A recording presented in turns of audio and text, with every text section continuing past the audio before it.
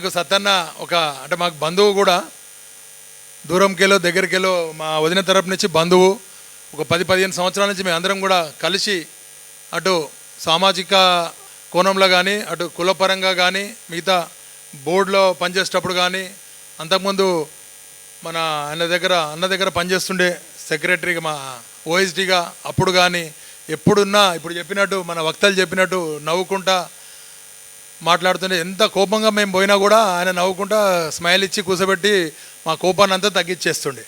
మేమేమంటామంటే power ఉన్నప్పుడే 10 మందికి పంచాలంటాం. మా సత్తన్న ఏం చేస్తుండే, అరే అవకాశం ఉన్నప్పుడు పంచుతాం కానీ ఎప్పుడు ఎవరు వస్తే అలాగ పంచాలంటే ఎట్లా అని అంటుండే. నేను అట్లా కాదన్నా, పవర్ ఉన్నప్పుడే పంచితే మనల్ని గుర్తిస్తారు, గుర్తింపు ఉంటుంది.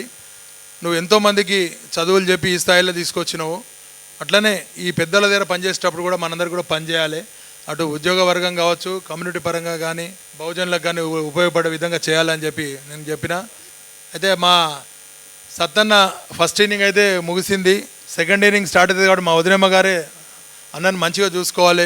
కుటుంబ పరంగా కూడా అందరూ గట్టిగా సెటిల్ అయ్యారు. మా సత్తన్నకు బాధ్యతలు ఏం లేవు. ఇప్పుడు ఏమున్నా వికారాబాద్ని చూసుకోవాలి, అటు హైదరాబాద్ని చూసుకోవాలి.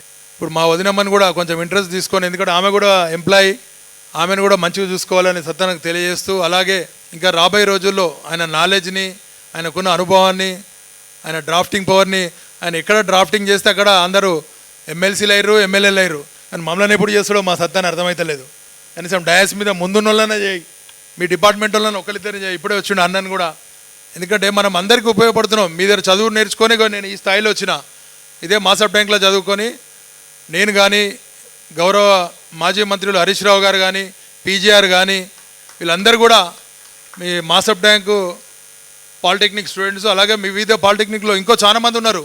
దేశవ్యాప్తంగా ప్రపంచవ్యాప్తంగా ఉన్న దేశాల్లో మీరు ఇచ్చే విద్యని ముందుకు తీసుకెళ్తూ అందరికీ ఉపయోగపడే విధంగా చేస్తున్నారు.